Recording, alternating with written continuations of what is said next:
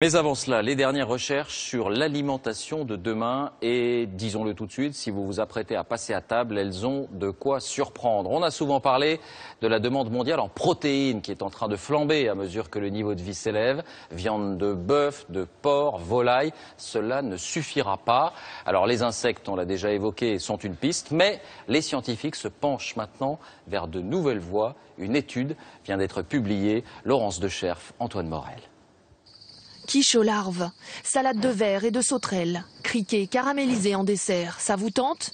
En Thaïlande ou au Mexique, les vers ou même les scorpions sont consommés en apéritif. Sur la planète, 1462 espèces d'insectes sont comestibles. À Toulouse, Cédric Auriol mise sur les criquets et les grillons, une première en France. Ils peuvent manger jusqu'à la moitié de leur poids par jour. Il les vend déjà sur Internet et compte en produire 1 tonne par mois. La nourriture du futur pour lui.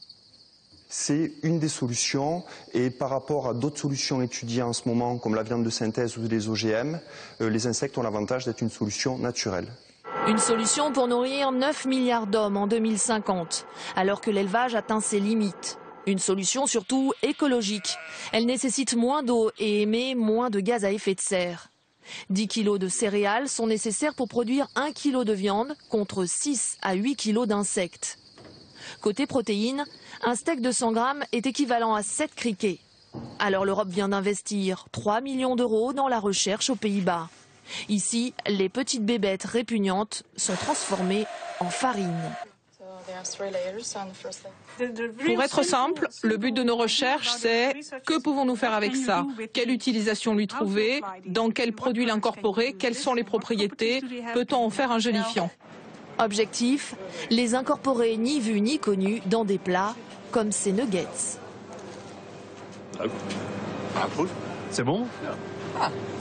Pour Bruno Combi, spécialiste des insectes, pas besoin de les cacher. Donc voici des larves de coléoptères. Il faut s'habituer à les manger simplement. Mais problème aujourd'hui, faute de production industrielle, les insectes coûtent 150 € le kilo. Jusqu'à présent, la viande n'est pas trop chère et les insectes sont plutôt plus chers actuellement. Et eh bien, parce que c'est pas commercialisé, donc c'est une question de quantité tout simplement. Alors je vais goûter ce que vous avez cuisiné, c'est-à-dire le verre à farine, c'est-à-dire la larve de coléoptère. Bon appétit. Je suis un peu réticente au départ, je vous avoue.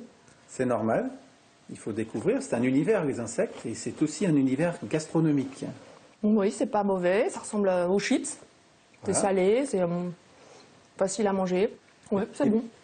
Et pour les moins téméraires, pourquoi ne pas s'initier avec les bonbons et le chocolat aux larves de coléoptères? Voilà pour les